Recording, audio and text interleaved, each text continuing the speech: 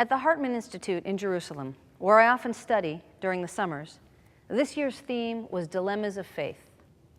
Daniel Hartman taught a class called, Do You Have to Believe in God in Order to Be a Good Jew? It was a great class, progressive and thought-provoking. During the question and answer period, someone asked, do you believe that a person must believe in God in order to convert to Judaism? And Daniel answered with a simple no. A wave of shock rippled through this room of 160 rabbis, including those at my table. Can you believe it? He just said that you don't have to believe in God in order to convert, said a colleague sitting across from me, while his friends looked equally dismayed. Now, I've thought a lot about this question. I've actually talked to many people who are considering joining the Jewish people, but shy away because they assume that one major prerequisite is a belief in God as described in the Torah. I've also sat with 12-year-olds who don't want to become bar bat mitzvah because they don't believe in God.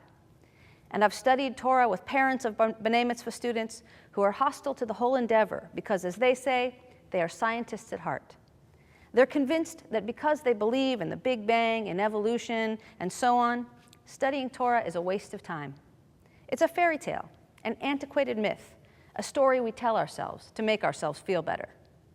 There might even be some people who are here for the holidays simply out of a sense of obligation. They're here because their spouses dragged them here. Nah, just kidding, not here.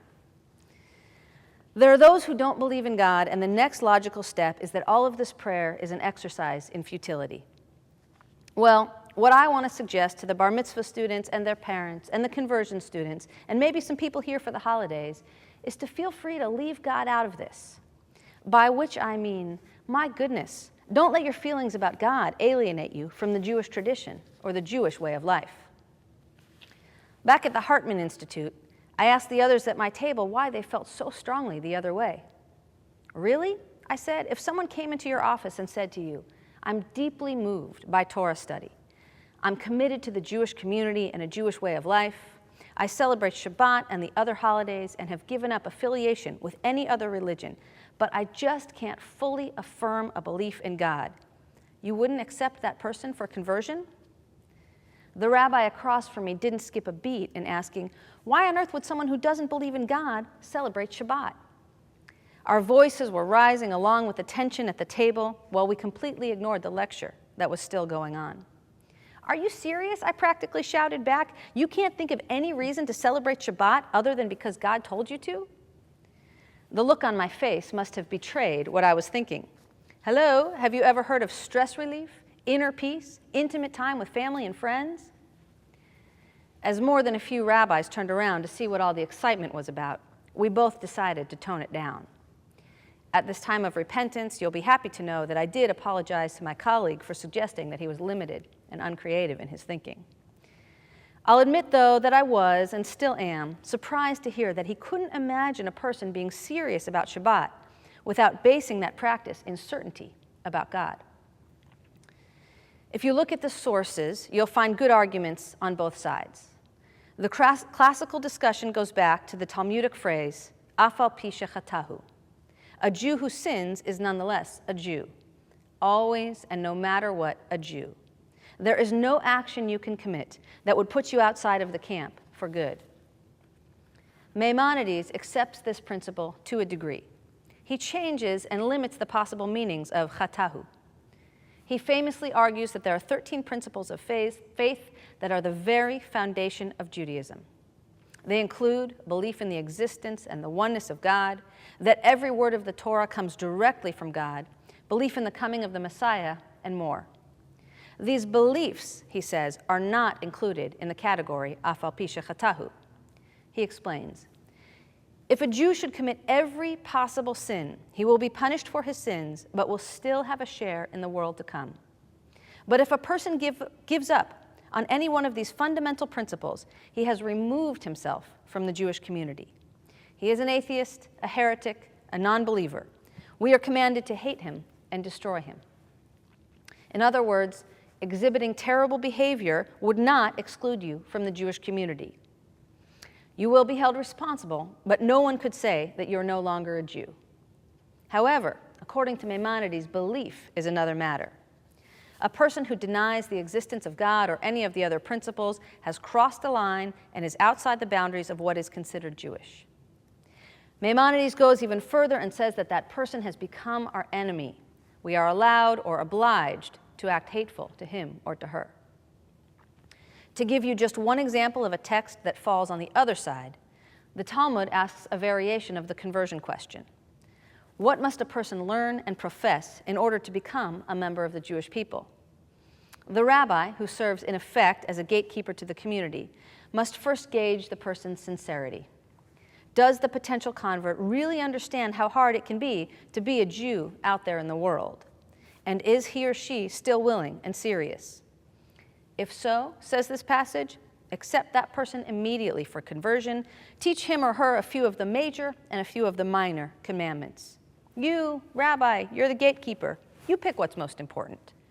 Be sure that the person understands and is committed to giving tzedakah, providing for those in needs.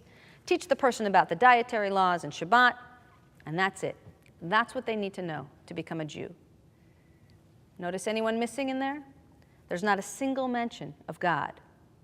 By the way, there are a few other things we might consider fundamental, like prayer, Torah study, what to teach your children, and so on. But those are on my list. They're not on the Talmud's. We could argue that the rabbis assume that anyone's list of major commandments would include prayer, Torah study, what to teach your children, and especially God. But the sages weren't shy. If they had wanted to insist on a belief in God, they would have. While I appreciate Maimonides' clarity, there's no question that I come down on the side of the Talmud text. The possibility that there are any number of fundamental bases upon which Jewish living is built resonates with my personal experience and with that of the thousands of Jews that I've known.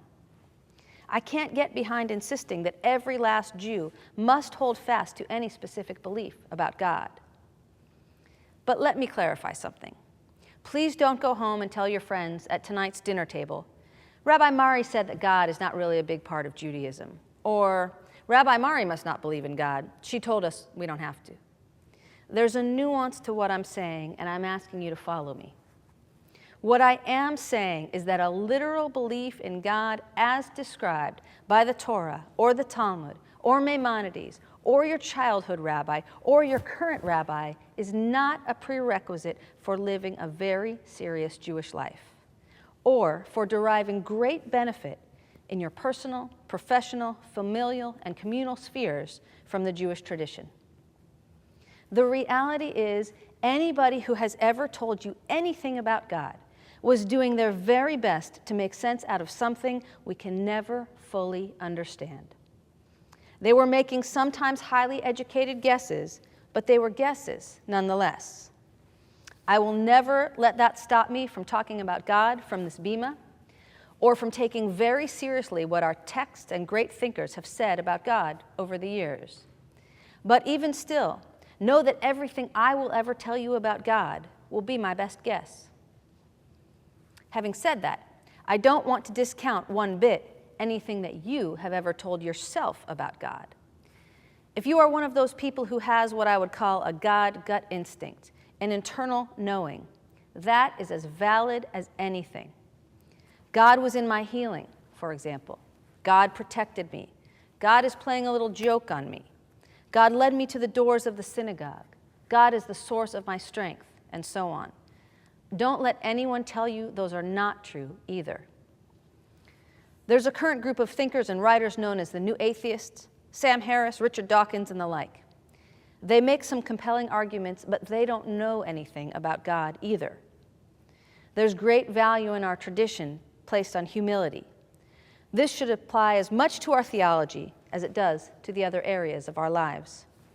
Our political, civil, and religious discourse would all benefit from a dose of theological humility. And so, with all humility, I have offered the following. As I've said, I can't agree that there's any specific belief you have to maintain in order to be a part of the Jewish people, in order to be a serious Jew or a good Jew. You can be a very good person. You can be a very good Jew without belief in God. But at the same time, in my opinion, there would be something missing, something seriously missing, if we ever stopped thinking about Judaism in the context of spiritual seeking. Otherwise, we risk emptying Judaism of its deepest resonances. I don't mind if you don't believe in God, but I urge you to consider what is implicitly present whenever we do talk about God. And by this I mean, first, a desire for transcendence, the longing to be a part of something bigger, to feel connected beyond the limitations of any particular moment in place and time. The very act of stopping to think about meaning and purpose sometimes gives our lives meaning and purpose. We can go days, months, years on end without reflecting. Our bodies and our souls, our bodies and our brains, would be just fine. But our souls need to look forward, to look back, beyond our own lifetimes, beyond the people we can see right here, right now. We want desperately to know that we're doing something besides pushing that big boulder up the hill, only to have it roll down again. We want our actions, our stories, our struggles to matter. Second, an openness to mystery and mysticism. Most Jews no longer have what Daniel Hartman calls a 5773 problem, or a dinosaur problem. Very few of us debate whether or not the world existed 5,774 years ago, or how the dinosaurs fit into the day of creation allotted to the cattle, the creeping things, and the beasts of the earth. We take our children to natural history museums. We don't censor evidence that human beings walked the earth long before the calculations of the Bible would indicate. For science, we go not to the Bible, but to science. Religion, Judaism, God talk, if you will, must be about something completely different. What it feels like to walk underneath the belly of the whale in that natural history museum, or to sense some kinship with the artist who painted on cave walls 40,000 years ago. For all that we have discovered, the phenomena of the universe lead us to mystery and mysticism. The language of religion is wonder, amazement, inspiration, and awe. Third, an aspirational view of the human condition. We are headed somewhere in our personal development. The God-centered liturgy of this season, for example, tells us that we don't have it all figured out.